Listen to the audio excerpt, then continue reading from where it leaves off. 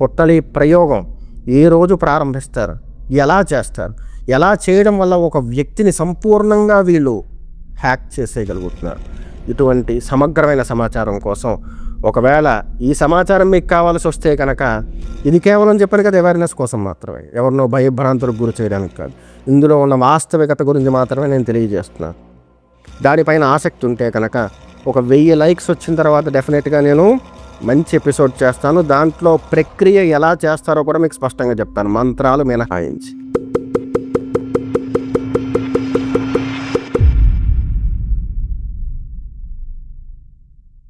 శ్రీ గురుభ్యో నమః.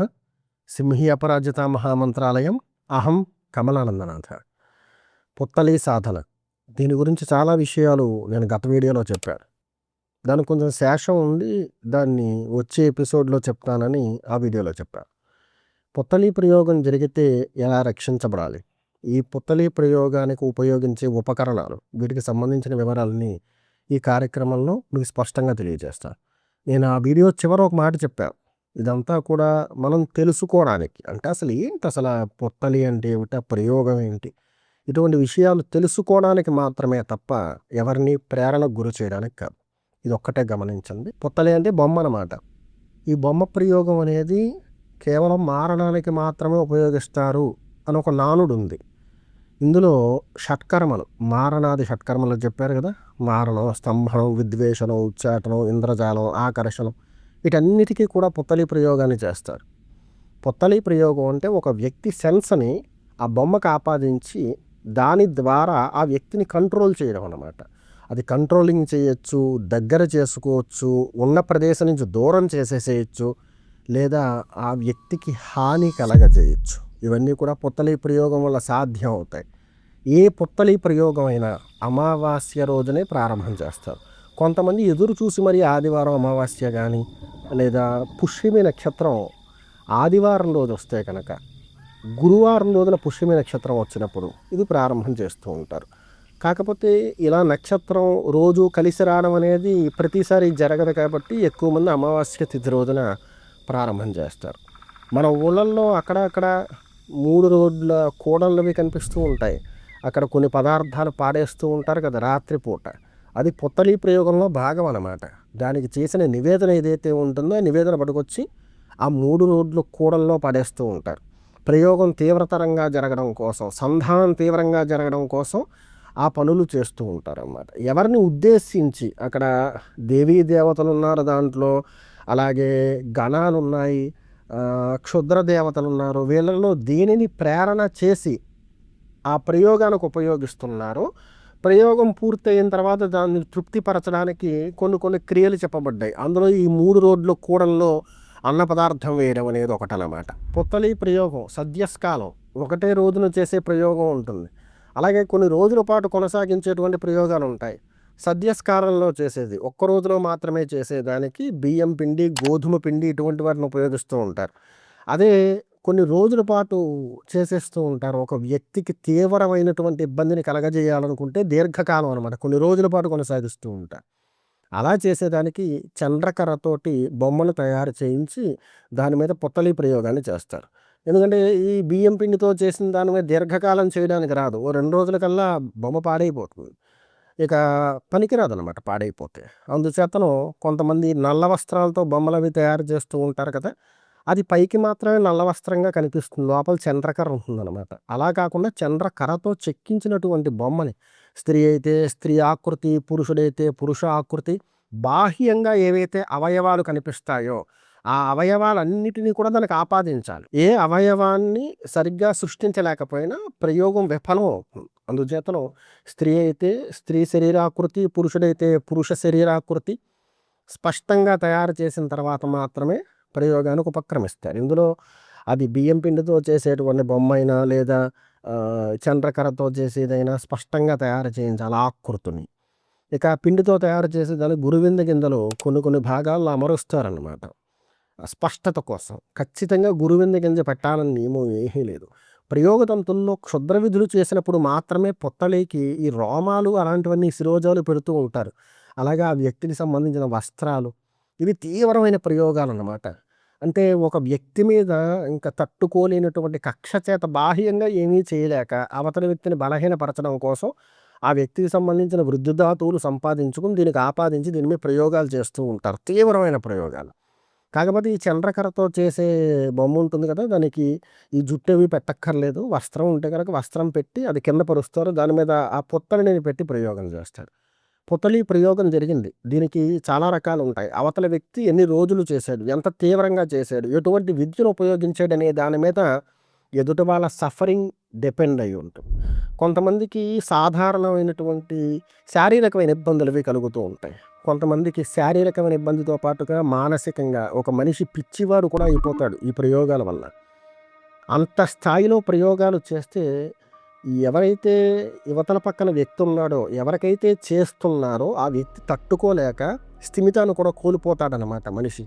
కొంతమంది శారీరకంగా చాలా బలహీనపడిపోతూ ఉంటారు. కొంతమందికి వాళ్ళ వ్యాపారాలకు సంబంధించిన స్తంభనలు అవి చేస్తూ ఉంటారు. మంత్రం మీద చేస్తూ ఉంటారు. ఒక వ్యక్తి తీవ్రమైన ఉపాసన చేశాడు, మంచి స్థితిలో ఉన్నాడు, ఆ వ్యక్తి యొక్క మంత్రం మీద చేస్తూ ఉంటారు. అది కేవలం దక్షిణీ విద్యనే కాదు. గతంలో నేను దక్షిణీ విద్యకి సంబంధించిన వివరణ చెప్పాను. ఒక వ్యక్తి దగ్గరగా ఉన్నప్పుడు ఆ వ్యక్తి పక్కన కూర్చుని ఆ మంత్రానికి సంబంధించిన చైతన్యం మొత్తాన్ని కాజేయడం దక్షిణీ విద్య. ఆ వ్యక్తి దగ్గర లేకపోయినా కూడా ఆ వ్యక్తి మీద ప్రయోగం చేసి వ్యక్తి యొక్క స్థితిని, అంటే ఆ మంత్రం సాధన చేయడం వల్ల ఏదైతే పట్టు సాధించాడో దాన్ని మొత్తం నిర్వీర్యం చేసేసే విధానం పొత్తలిలో ఉంటుంది.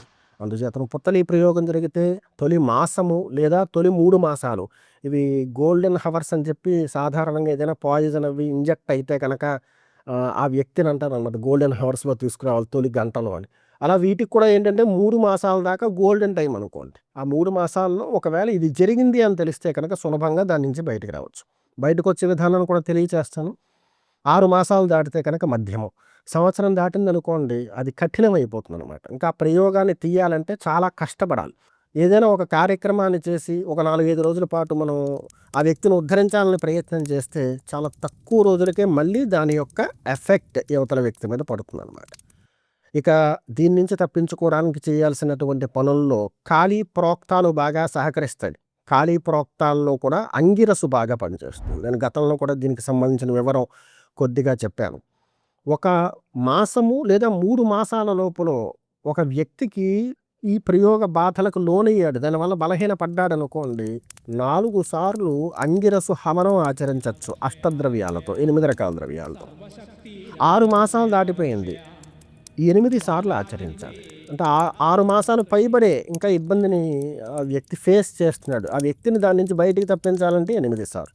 సంవత్సరం పైన ఇంకెంతకాలం అయినా సరే 8 సార్లే చెప్పబడింది.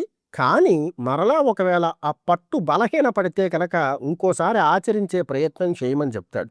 ఇంకొకసారి అంటే కలాపాన్ని 8 సార్లు అని చెప్తారు కదా, 8 హవనాలు కలిపి 8 హోమాలు కలిపి ఒక కలాపం, అలాంటి కలాపం ఇంకొకసారి ఆచరించాల్సి ఉంటుంది. ఎందుకంటే ప్రతి మంత్రానికి ఓ పట్టు ఉంటుంది. అవతలవాడు ఎంత తీవ్రంగా చేసేడన్న దాని మీద వీళ్ళు ఎన్నిసార్లు దీన్ని ఆచరించాలి అనేది ఆధారపడి ఉంటుందన్నమాట. ఇక పంచవనర మిశ్రమం అని ఉంటుంది. ఈ పంచవనర మిశ్రమాన్ని మీరైనా తయారు చేసుకోవచ్చు. ఇది ప్రత్యేకంగా ఈ విభాగం నుంచే తీసుకోమని చెప్పట్లేదు. కాకపోతే విభాగంలో ఏంటంటే సంస్కారం చేసిన ద్రవ్యం ఉంటుంది. ఒకవేళ సంస్కారం ఏదో మేమే చేసుకుంటాం అంటే కనుక తెల్లావాలు, మిరియాలు, విషముష్టి గింజలు, పిప్పళ్ళు, సొంటి, ఈ 5 రకాల ద్రవ్యాలతో అంగిర గాయత్రితో ముహూర్త కాలాధికం దాన్ని రంగరించాలి. అది సంస్కారం చేయబడిన ద్రవ్యం కింద పరిగణిస్తారు. ఒకవేళ ఇవన్నీ చేసుకోవడం కష్టం అండి, ఇవన్నీ సముపార్జన చేసి అంటే కనుక మీకు simhi.comలో కానీ విభాగంలో కానీ ఆ వనరు దొరుకుతుంది, దాన్ని నమోదు చేసుకోవచ్చు. ఆ పంచవనరు మిశ్రమాన్ని 3 ప్యాకెట్లు అంటే సుమారుగా 600 గ్రాములు, దీనిని ఎరుపు రంగు వస్త్రం కింద పరిచి సూర్యాస్తమనం తర్వాత ఈ ప్యాకెట్లలో ఉన్న ద్రవ్యం వేసేసి, లేదా మీరు సిద్ధం చేసుకున్నదైతే 1/2 కేజీ పైన అనమాట, దాన్ని తవ్వ అంటారు. తవ్వ అంటే సుమారుగా 1/2 కేజీ, 1/2 కేజీ పైన ద్రవ్యం అందులో వేసి ఆ గుడ్డ మీద వేసి దాన్ని అభిమంత్రణం చేయాలి. మరలా అంగిర గాయత్రితో అభిమంత్రణం చేయాలి. కనీసంగా ఒక ముహూర్త కాలాధికం అభిమంత్రణం చేయాలి. తర్వాత దాని మీద పసుపు కుంకుమ వేసి అగరవత్తులు వెలిగించి పొగ చూపించేసి మూటలా కట్టి ఇంటికి కట్టాలి. 9 రాత్రుల దాకా అట్టే పెట్టాలా, 9 రాత్రులు గడిచిపోవాలి. దాని తర్వాత మన ఇంటి దగ్గర పొయ్య ఇలాంటివి ఏమైనా ఉంటే కనుక ఆ మూటను తీసుకెళ్ళి పొయ్యిలో వేసేసేయచ్చు. శుక్రవారం మంగళవారం కాకుండా తీయాలి. కట్టేటప్పుడు కూడా శుక్రవారం మంగళవారం కాకుండా కట్టాలి. దాన్ని పొయ్యిలో వేసేయచ్చు. ఇక పొయ్యి అవి సౌకర్యాలు లేవు అనుకునేటువంటి వారు ఊరు చివరి దాకా వెళ్ళి ఎక్కడైనా ఖాళీ ఉన్న ప్రదేశంలో దాన్ని దూరంగా పారేసేయండి. ఇది ఎవరికైనా ప్రయోగం జరిగితే కనుక మంచి ఉపశమనానికి పనిచేస్తుంది. ఇది తీయదు ప్రయోగాన్ని. ఉపశమనాన్ని ఇస్తుంది. అంటే దానికి సంబంధించి మనం తొలగించుకోవడానికి ఏ ప్రయత్నం చేస్తూ ఉన్నా ప్రయత్నం కూడా సఫలం కాదు. ఎందుకంటే దాని తీవ్రత ఎక్కువగా ఉంటే. అటువంటి సందర్భాల్లో మనం చేసేటువంటి ప్రయత్నం సఫలం అవ్వడానికి, దీని నుంచి బయటకు రావడానికి మనకు మార్గం దొరకడానికి ఇది సహకరిస్తుందనమాట. అమావాస్య ఎలాగాయితే అమావాస్య దాకా ప్రతిరోజు పంచవనరుతోటి అంటే 3 గుప్పిళ్ళు అనమాట. ఓ గుప్పిడితో తీసుకుని సవ్యంగా 9 సార్లు, అపసవ్యంగా 9 సార్లు తల చుట్టూ తిప్పుకుని పక్కన పెట్టాలి. మళ్ళీ ఇంకో గుప్పిడి కూడా అలాగే. మళ్ళీ ఇంకో గుప్పెడు కూడా అలాగే. 3 గుప్పెళ్ళు తీసేసి దాన్ని తీసుకెళ్ళి బయట పారేసి కాళ్ళు చేతులు కడిగేసుకోవాలి. ఇలాగ అమావాస్యకి ఎలాగైతే అమావాస్య దాకా 30 రోజులు చేయాలి. దీనివల్ల కూడా మంచి ఉపశమనం లభిస్తుంది.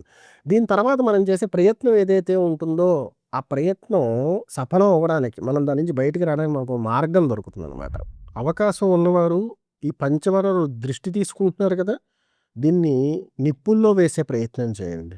ఇంకా మంచి ఫలితం ఉంటుంది. ఇక్కడ ఫలితం అంటే ఏంటి? ఆ ఇబ్బంది నుంచి బయటికి రావడం, త్వరగా బయటికి రావడం అనమాట. ఇవన్నీ ఉపశమనాన్ని కలగజేస్తాయి.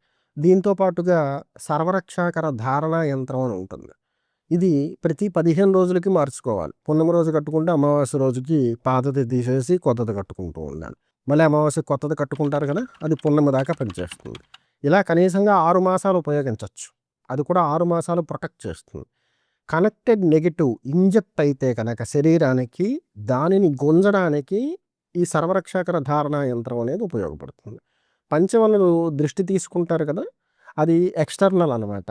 మన ఆరా ఏదైనా ఇటువంటి నెగిటివ్ వల్ల పొల్యూట్ అయితే కనుక దాన్ని క్లియర్ చేయడానికి పంచమనుల మిశ్రమం అనేది ఉపయోగపడుతుంది. ఇక్కడ దాకా అర్థమైంది కదా. ఇవన్నీ ఉపశమనానికి సంబంధించినవి. శాశ్వత పరిష్కారం కోసం ఇందాక చెప్పాను, ఒక మాసం లోపులో పరప్రయోగం జరిగింది అని తెలిస్తే, ఇక్కడ పరప్రయోగం జరిగిందని ఎలా తెలుస్తుంది అని సందేహం రావచ్చు. ఎడమ భాగం నీరసంగా ఉంటుంది శరీరంలో, ఎడమ పక్కన. ఇక ఎడమ కాలు ఉబ్బుతుందన్నమాట, నీరు పట్టినట్టుగా. అది ఉబ్బి పైకి వస్తుంది. ఇది పరప్రయోగంలో ఏదైనా ప్రయోగ బాధ మన శరీరానికి తాకితే కనుక తొలి సెన్స్ అన్నమాట. తర్వాత చెయ్యగలిగినటువంటి పని, తాను చేసేటువంటి పని ఏదైతే ఉంటుందో దాని మీద విరక్తి కలుగుతుంది. ఆ పని జోలికి వెళ్ళడు. ఇక ఆహారం అతిగా తీసుకోవడం, మొత్తం మానేసేయడం, ఇవన్నీ కూడా పరప్రయోగంలో భాగాలు. ఇంకా కనెక్ట్ అవుతోంది, ఇది ఇంకా పూర్తి కాలేదు, ఇంకా వ్యక్తి కనెక్ట్ అవుతోంది అనగా సూచనలు అనమాట. దేని మీద ఆసక్తి లేకపోవడం, అక్కర్లేని వాటి మీద తీవ్రమైన ఆసక్తి పెంచుకోవడం, ఇటువంటివన్నీ కూడా అంటే మనం రెగ్యులర్గా ఎలాగైతే ఉంటామో మనకి భిన్నంగా మనమే ప్రవర్తించేలా చేసేది పరప్రయోగం. అది కనెక్ట్ అవుతున్న రోజుల్లో మాత్రమే. పూర్తిగా కనెక్ట్ అయిపోయిన తర్వాత మనిషి దొరికిపోతాడు. అవతల వ్యక్తి దేనికోసం అయితే చేశాడో దానిని బట్టి తీవ్రత ఆధారపడి ఉంటుంది. ఇది కూడా చెప్పాను కదా.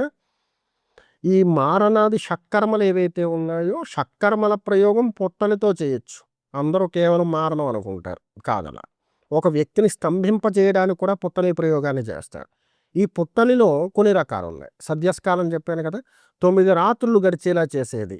దసరాత్ర వ్రతం 10 రాత్రులు గడిచేదాకా చేసేది. 21 రాత్రులు పైన, 40 రాత్రుల పైన, 3 మాసాలు పైన. ఇది ఆ వ్యక్తి ఫలానా వ్యక్తిని ఏ స్థాయిలో బలహీనపరచాలని అనుకుంటున్నాడో దాన్ని బట్టి రోజులు ఆధారపడి ఉంటాయి. కాళీ ప్రోక్తాలతో కూడా ప్రయోగాలు చేస్తారు. అలాగే దశమహావిద్యా ప్రోక్తాలతో కూడా ప్రయోగాలు చేస్తారు. ఆ మంత్రాలతో, ఆ మంత్రాలు అంటే ఒక మంత్రాన్ని గ్రహించారు దశమహావిద్యల్లో కాళీ లాంటిది. కాళీ మంత్రం ఉన్నంత మాత్రాన ఆ వ్యక్తి ప్రయోగం చేయడానికి అర్హుడు అని కాదు. ప్రయోగ తంతులు ఉంటాయి, అవన్నీ చెప్పుకోవాలి దాంట్లో. అలాగే ప్రయోగం ఏదైనా జరిగితే కనుక దాన్ని నిర్వీర్యం చేయడానికి కొన్ని ప్రకరణాలు ఉంటాయి. అవి చదువుకున్నవాడు మాత్రమే దాన్ని ఆపగలుగుతాడు. ఖాళీ చదువుకున్న ప్రతి ఒక్కరూ పరప్రయోగాన్ని ఆపలేరు. ఇది గమనించండి. అంగిరసు పంచమకాళి, 5వ కాళి. అంగిరసుకు సంబంధించినటువంటి హవనం, ఇది 8 ద్రవ్యాలతో చేస్తారు. ఈ 8 ద్రవ్యాలతో చేసేటువంటి హవనానికి చాలా ప్రాముఖ్యత ఉంది. ఎటువంటి పరప్రయోగాన్నైనా బలహీనపరచగలుగుతుంది. నైమిత్తిక తిథుల్లో చేసేది మాత్రమే. అది కూడా మళ్ళీ చెప్తున్నాను, 8 రకాల ద్రవ్యాలు అయి ఉండాలి. ఎవరైతే దీన్ని ఆచరించాలనుకున్నారో వారు మాత్రమే కూర్చుని కానీ పరోక్షంగా కానీ ఆచరించవచ్చు. ఇది సామూహికంగా ఓ 50 మంది గోత్రనామాలు చెప్పి చేయడానికైతే పనికిరాదు. అవి ఏదో చండీ హోమం పున్నానికి చేస్తారండి, అప్పుడు అందరు గోత్రనామాలు చెప్పి చేస్తారంటే దాని లెక్క వేరు. అంగిరసుని ఇలా సామూహికంగా చేయడం అనేది సంప్రదాయంలో లేదు. ఏదైనా వ్యక్తిగతంగా చేసేదానికే పూర్తి స్థాయి ఫలితం వస్తుంది. అంగిరసుని 4 పర్యాయాలు ఆచరించగలిగితే కనుక మధ్యమం అంటే 6 మాసాలు క్రితం నుంచి సఫర్ అవుతూ ఉంటే కనుక వాళ్ళని గట్టెక్కిస్తుంది ఆ బాధల నుంచి. లేదంటే దీర్ఘకాలికంగా ఉంది 6 మాసాలు కాకండి 6 సంవత్సరాల నుంచి ఇబ్బంది పడుతున్నాం మేమంటే కనుక 8 పర్యాయాలు ఆచరించాలి. ఈ 8 పర్యాయాలు ఆచరించిన తర్వాత ఆ వ్యక్తి పొందినటువంటి ఉపశమనం ఏదైతే ఉంటుందో దాన్ని బట్టి మళ్ళీ ఆచరించాలా, కలాపం చేయాలా, అక్కర్లేదా అనేది అది చదువుకున్న వాళ్ళు, చేయించి వాళ్ళు తెలియచేస్తారు. ఈ రకంగా చేసేది శాశ్వతమైన పరిష్కారాన్ని ఇస్తుంది. కొన్ని కొన్ని విద్యలు ఉంటాయి, కొంతమందిని ఆశ్రయిస్తూ ఉంటాం. అంటే ఈ భూత విద్యలవి చేసేవాళ్ళు ఉంటారు కదా, వాళ్ళని భూత వైద్యులు అంటారు. వాళ్ళు గుమ్మడికాయలతోటి పద్మం వేసి అందులో కూర్చోబెట్టి నిమ్మకాయలు పెట్టి కట్ చేసి ఇవన్నీ చేస్తారు కదా. ఇవి కొన్ని సార్లు మాత్రమే దీర్ఘకాలికమైన రక్షణను ఇవ్వగలుగుతాయి. కొన్ని పూర్తి స్థాయిలో రక్షణ ఇవ్వలేవు. తొలి మాసంలో తగ్గిపోయినట్టుగా అనిపిస్తుంది, తర్వాత మళ్ళీ మామూలుగా క్రమక్రమంగా వృద్ధైపోతూ ఉంటుందన్నమాట. అలా వృద్ధైపోతున్న దాన్ని సైతం తొలగించేటువంటి లక్షణం అంగిర కలాపానికి ఉంటుంది. ఇదంతా మీకు అర్థమైందని ఆశిస్తున్నాను. ఒక వ్యక్తికి పరప్రయోగం జరిగితే కనుక ఆ వ్యక్తి తన ఉనికిని పూర్తి స్థాయిలో బలహీనపరుచుకుంటూ ఉంటాడు. ఇక పరప్రయోగం అనేది శారీరకంగా మనిషిని పర్టికులర్గా పలానా పార్ట్ మీద చేసేవాళ్ళు ఉంటారు, పూర్తి శరీరానికి చేసేవాళ్ళు ఉంటారు, స్థితికి చేసేవాళ్ళు ఉంటారు. ఒక వ్యక్తి నచ్చలేదు, ఆ వ్యక్తిని విద్వేషణ చేయడానికి లేదా ఉచ్చాటన చేయడానికి కూడా పొత్తలి ప్రయోగాలు చేస్తారు. ప్రయోగ విధుల్లో చాలా పెద్దది, తీవ్రమైంది, ఖచ్చితంగా పనిచేసేది ఏదైనా ఉందంటే పొత్తలి ప్రయోగం.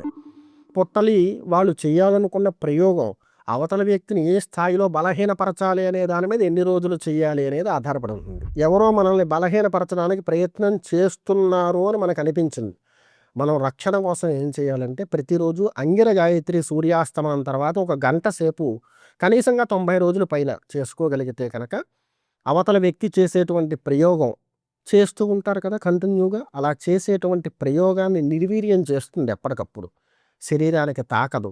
ఇంట్లో ఒక్కళ్ళు ప్రతిరోజు గంట సేపు అంగిర గాయత్రి చేస్తే కనుక ఇంట్లో వాళ్ళందరూ రక్షించబడతారు. ఎవరైనా పూర్తిగా ఎఫెక్ట్ అయ్యారు ఇంట్లో వాళ్ళు, వాళ్ళ గోత్రనామాలు చెప్పి చక్కగా రోజు ఒక గంట సేపు సూర్యాస్తమనం తర్వాత 6:30 తర్వాత రాత్రి పడుకునే లోపల ఎప్పుడైనా చేయొచ్చు. ఈ అంగిర గాయత్రి సూర్యాస్తమనం తర్వాత చేసేది కదా, అలా చేయాలి అంటే మధ్యాహ్నం భోజనంలో మాంస పదార్థాలు స్వీకరించకూడదు. ఒకవేళ ఖచ్చితంగా మేము బయటికి వెళ్తే స్వీకరిస్తామండి, లేదా ఏదో కార్యక్రమం ఉంటుంది మధ్యలో దానికి మేము హాజరవుతాం అప్పుడు తినాలి అన్నప్పుడు అటువంటి రోజుల్లో ఉదయ భాగంలో చేసేసుకోండి ఆ గంట జపాన్ని. అటువంటి రోజుల్లో మాత్రమే, ప్రతిరోజు ఉదయం చేస్తే అది పనికిరాదు. మరుసటి రోజు ఉదయం శుభ్రంగా తలకి స్నానం చేసి వేడి నీళ్ళలో కొద్దిగా పసుపు వేసుకుని దాన్ని తాగాలన్నమాట, స్వీకరించేసి ఆ రోజు సాయంత్రం నుంచి మళ్ళీ యథావిధిగా కొనసాగించవచ్చు. ఇక సర్వరక్షాకర ధారణ యంత్రం అనేది కనెక్ట్ అయినటువంటి నెగిటివ్ ఏదైతే ఉందో అది ఒక మాదిరి వరకు ఉండేటువంటి దాన్ని సమర్థవంతంగా క్రమక్రమంగా గుంజుకుంటూ ఉంటుంది. శరీరానికి కనెక్ట్ అయినటువంటి ఇంటర్నల్ లోపలికి ప్రవేశించినటువంటి నెగిటివ్ను తొలగించడానికి సర్వరక్షాకర ధారణ యంత్రం సహకరిస్తుంది. ఇంటర్నల్గా ఉండేటువంటి ఆరా పాడైతే కనుక దాన్ని వృద్ధిపరచడానికి మీకు ఇందాక చెప్పాను కదా పంచవనరు, దాంతో దృష్టి తీసుకోవచ్చు. కొన్ని జాగ్రత్తలు తీసుకోవడం వల్ల ఈ పరప్రయోగం అనేటువంటి దాని నుంచి సమర్థవంతంగా తప్పించుకోవచ్చు. ఆ నొప్పి తెలియని వాడు ఏముంది లేదు ఇంట్లో ఇదంతా ఏదో సరదాగా చెప్తారంటారు, అనుభవించే వాళ్ళకి తెలుస్తుంది ఆ నొప్పి ఎలా ఉంటుందనేది. ఎందుకంటే నేను చాలామందిని చూస్తూ ఉంటాను, ఆ పరప్రయోగం ఎలా ఉంటుందంటే కొన్ని సంవత్సరాల పాటు మనిషిని బలహీనపరిచేస్తూ ఉంటుంది, మానసికంగాను శారీరకంగాను. ఒక వ్యక్తిని కాదు కుటుంబాన్ని సైతం బలహీనపరుస్తుంది. అందుచేతను కొన్ని జాగ్రత్తలు తీసుకోవడం తప్పేమీ లేదు. ఇది అవేర్నెస్ కోసం, మీకు ఆ విషయం తెలియజేయడం కోసం మాత్రమే చేసేటువంటి ప్రయత్నంగా స్వీకరించండి. ఒక వ్యక్తికి పరప్రయోగం జరిగితే ఆ వ్యక్తి దాని నుంచి బయటికి రావడానికి చాలా మార్గాలు ఉన్నాయి. వాటిని ఎంచుకుని వాటి నుంచి బయటకు వచ్చిన తర్వాత కూడా తపన ఉంటుంది, అంటే ఒక బాధ అనమాట. ఎవరు చేశారు దీన్ని తెలుసుకోవాలనేటువంటి ఆలోచన ఉంటుంది. అటువంటి వాటి కోసం చాలామందిని ఆశ్రయిస్తూ ఉంటారు. గుర్తుపెట్టుకోండి, తీవ్రమైన కర్ణ విద్యలు చేసేవాళ్ళు మినహాయించి ఇంకెవ్వరూ కూడా ఎవరు ప్రయోగం చేశారో చెప్పలేరు. వాళ్ళు కూడా ఎందుకు చెప్పరో తెలుసా, వీళ్ళు వెళ్ళి వాళ్ళని దాడి చేసిన వాళ్ళకి రేపొద్దున ఈ యువతల వ్యక్తి వల్ల అంటే ఫలానా ఎక్స్ వాళ్ళ ఈ విషయం తెలిసింది అని తెలిస్తే వీళ్ళు బతకనివ్వరు అనమాట. అందుచేతను వాళ్ళు కూడా బయట పెట్టరు, ప్రయోగం జరిగిందని చెప్తారు. పురుషులా స్త్రీలా అని చెప్తారు, ఎన్ని రోజులు చేశారని చెప్తారు, దేనికోసం చేశారని చెప్తారు, అంతే. అంతకుమించి అవతల వాళ్ళ పేర్లు, వీళ్ళు బంధువుల స్నేహితుల ఇలాంటి వివరాలు ఎవరూ బహిర్గతం చేయరు. అలా చేస్తే కనుక చేసినటువంటి వ్యక్తి మీద, అంటే ఈ బహిర్గతం చేసిన వ్యక్తి ఎవరైతే ఉంటాడో వాడి మీద దాడి చేసే ప్రయత్నాలు గతంలో చాలా జరిగాయి. అందుచేతను ఎవరూ కూడా ఎవరు ప్రయోగం చేశారనేటువంటి అంశాన్ని మాత్రం తెలియజేయరు.